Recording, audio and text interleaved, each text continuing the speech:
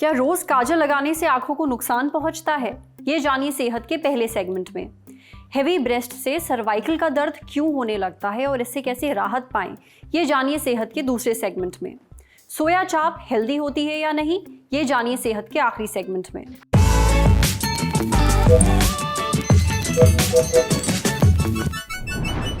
भूमिका ललन टॉप की व्यूअर हैं, 27 साल की हैं, दिल्ली में रहती हैं, आजकल बहुत परेशान हैं। वजह आंखों में इन्फेक्शन।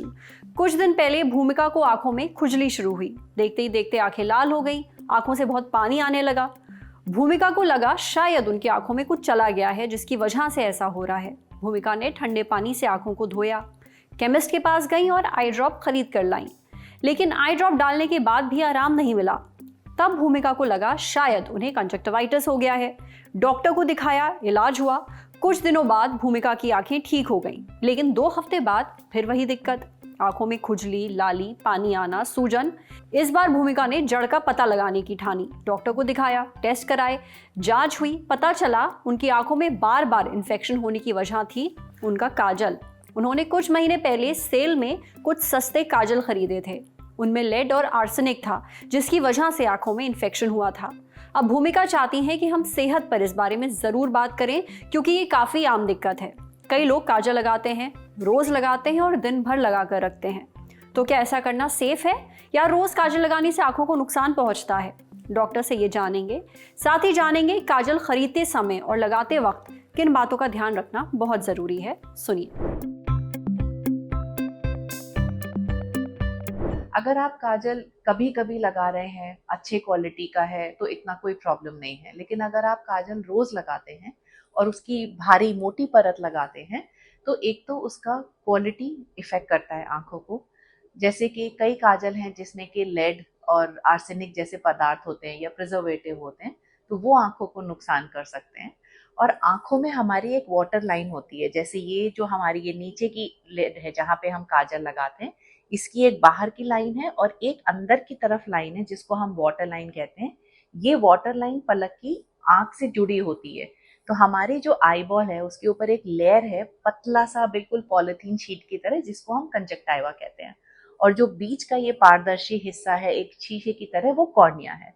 तो जो अंदर की वाटर लाइन पे जब काजल होता है तो वो कंजक्टाइवा को, जो हमारी आंखों की एक प्रोटेक्टिव लेयर है, और जो कॉर्निया है जो शीशे का पदार्थ है, उन दोनों को टच करता है। तो अगर आपका भारी मात्रा में काजल है तो वो वहां पे टच करेगा। तो मोटी काजल की परत से ये टीयर डक्ट यहाँ पे ब्लॉक हो सकती है और आंसू आपका गले में नहीं जाएगा, टीयर, तो आंखों में पानी आ सकता है। मोटी परत वाटर लाइन अगर कंजक्टाइवा को टच कर रही है और उसका क्वालिटी अच्छा नहीं है काजल का, तो आंखों में एलर्जी भी कर सकता है। कई लोगों को पता भी नहीं चलेगा कि उनकी आंख बार बार लाल हो रही है या बार बार इचिंग, खारिश हो रही है, वो में उनके काजल की वजह से हो सकता है। वो हल्का एलर्जी कर सकता है। इसके और भी प्रॉब्लम्स हैं। अगर आप कॉन्टैक्ट लेंस लगा रहे हैं, जैसे कॉन्टैक्ट लेंस है आपकी आंख में, वो कॉर्निया के ऊपर है, उसी वाटर लाइन में अगर काजल लगा है तो वो उसको टच कर रहा है, तो आपके कॉन्टैक्ट लेंस इंड्यूस एलर्जीज बढ़ सकते हैं। कॉन्टैक्ट लेंस के ऊपर डेब्री भी आ सकती है, बिकॉज रोज कॉन्टैक्ट लेंस को क्लीन करना होता है और उसको ठीक से लगाना होता है। तो कॉन्टैक्ट लेंस वालों को खास करके अपना ये ध्यान रखना होता है। एक तो हमेशा ब्रांडेड काजल खरीदिए, हर्बल हो, नेचुरल हो तो और भी बेटर है। लेबल पे देखिए कि उसमें लेड फ्री हो, आर्सेनिक फ्री हो, प्रिजर्वेटिव फ्री हो, तो क्वालिटी काजल का बहुत इंपॉर्टेंट है। सेकेंडली, उसका जो ब्रश और एप्लीकेटर है उसको आपको बीच बीच में क्लीन करना है, वॉश करना है, नहीं तो उसमें बैक्टीरिया जमा हो जाते हैं। अगर पेंसिल आप यूज करते हैं तो मेक श्योर कि वो प्रॉपर, बहुत शार्प भी ना हो और बहुत ब्लंट भी ना हो, है ना। पुराना मेकअप कभी भी नहीं इस्तेमाल करना है। अगर उसकी जो एक्सपायरी है अगर वो चली गई है तो आप उसको डिस्कार्ड कर दीजिए, बिकॉज जितना पुराना काजल होगा वो फिर आपकी आंखों में इन्फेक्शन दे सकता है, या जो आपके ब्रशेस और एप्लीकेटर हैं। कॉन्टैक्ट लेंस अगर आप लगा रहे हैं तो कॉन्टैक्ट लेंस को बहुत अच्छे से क्लीन करके रखेंगे। एंड ओवरनाइट कभी भी मेकअप या काजल नहीं लगा के सोएंगे, क्योंकि वो फिर आपको एलर्जीज देता है। तो हमेशा सोने से पहले प्रॉपर हर्बल चीजों से या प्रिजर्वेटिव फ्री चीजों से अपना वाटर लाइन क्लीन करना है। और जिन लोगों को एलर्जी है काजल से, वो लगा ही नहीं पाते किसी वजह से, तो आपको मायूस होने की जरूरत नहीं है, क्योंकि अगर आप आईलाइनर लगा सकते हैं, तो काजल वाटर लाइन पे होता है इसलिए प्रॉब्लम देता है, आईलाइनर आप बाहर लगा सकते हैं तो वो प्रॉब्लम नहीं देता है। अगर आप रोज काजल लगाते हैं तो सोने से पहले इसे जरूर पोंछें, साथ ही अच्छी क्वालिटी का काजल खरीदें। सस्ते के चक्कर में अपनी आंखों की कुर्बानी ना दें। अब बढ़ते हैं सेहत के अगले सेगमेंट की तरफ, तन की बात।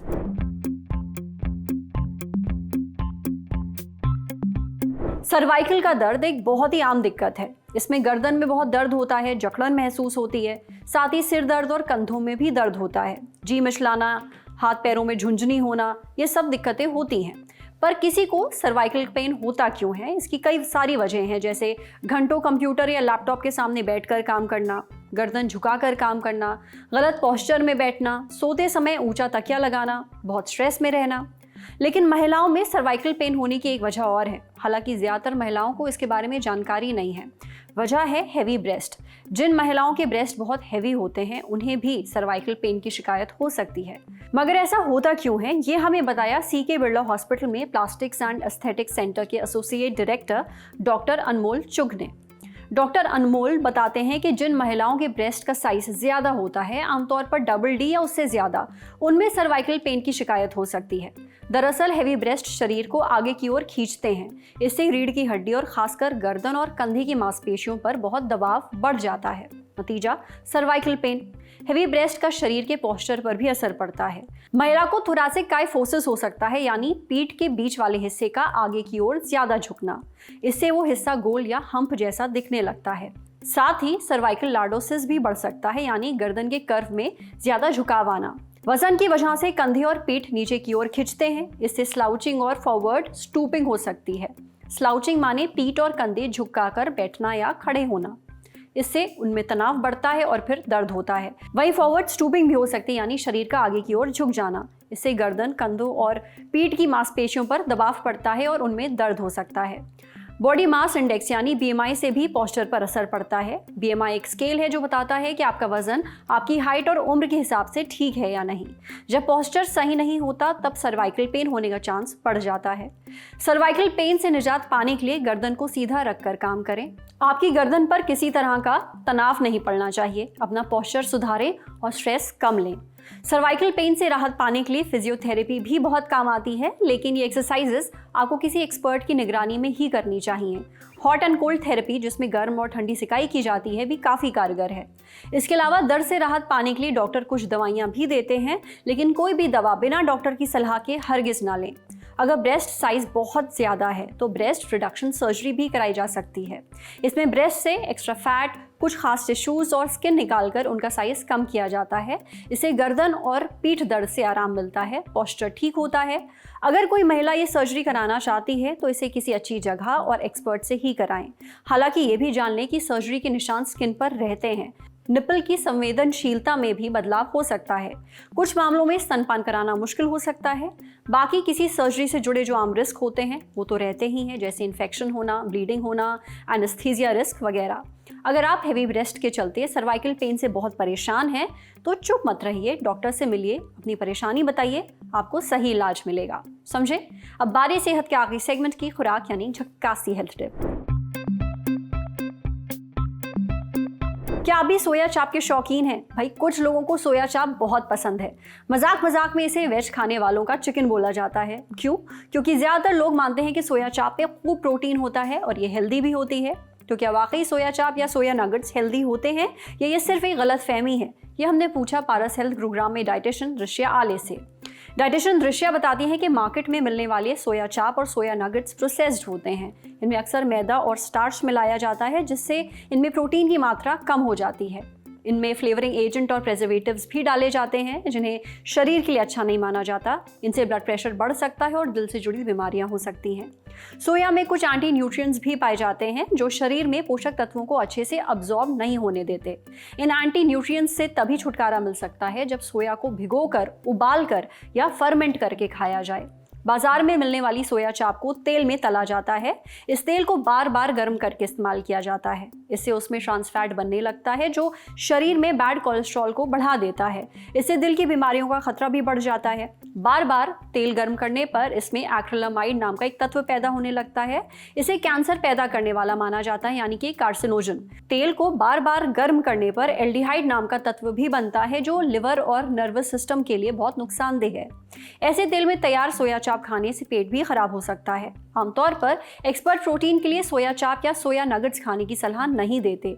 जो लोग वेजिटेरियन हैं और अपना प्रोटीन इंटेक पूरा करना चाहते हैं, उनके लिए कई अच्छे प्रोटीन सोर्सेस मौजूद हैं। आप दालें जैसे मूंग, मसूर, चना और राजमा खा सकते हैं। नट्स में बादाम, मूंगफली और काजू खा सकते हैं। चिया सीड्स और अलसी के बीज भी डाइट में शामिल कर सकते हैं। डेयरी प्रोडक्ट्स जैसे दूध, दही और पनीर खा सकते हैं। टोफू खा सकते हैं। हरी सब्जियां जैसे पालक, ब्रोकली और मटर में भी थोड़ा प्रोटीन होता है। आज सेहत पर इतना ही। अगर आप एक डॉक्टर हैं, हमसे कुछ शेयर करना चाहते हैं, तो जो ईमेल आईडी इस वक्त आपको अपनी स्क्रीन पर दिख रही है, उस पर हम एक मेल भेज दीजिए। शुक्रिया।